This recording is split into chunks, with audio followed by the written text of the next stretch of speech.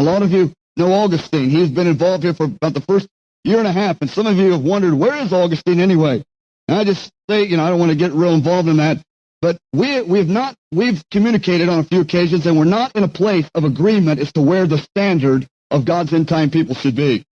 And that's kind of officially of where we left. We have a friendship, we have a love, but we're not seeing eye to eye on the standard of what a New Testament leader should be. We have disagreement on that area. So I told him that until we come into agreement on the standard, that we will bless him and love him and we'll have friendship and anything like that, but I don't feel like it's productive to be ministering in this setting because God is now telling us to declare a standard and to keep it.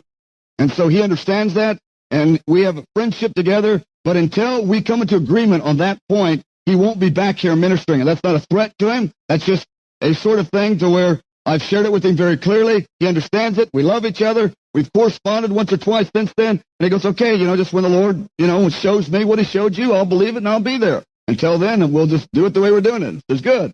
And so it's not some big, heavy thing. Yet at the same time, he won't be around until we come into total agreement of the standard that God's given all the leaders here is the standard of a New Testament leadership.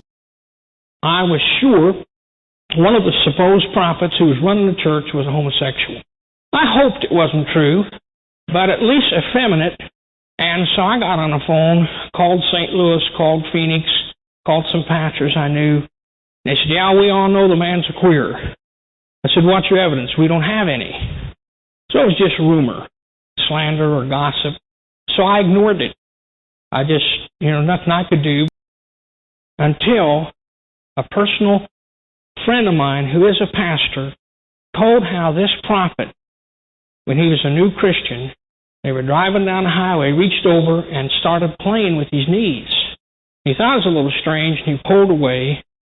When he got to the hotel room, this prophet said, I want to do what Elisha did. I want you to take off all your clothes and lay naked, and I'm going to lay naked on top of you and breathe with my mouth the breath of life into your body. At which point, my friend, who is a pastor, ran from the motel room. He was a relatively new Christian. He was totally alarmed.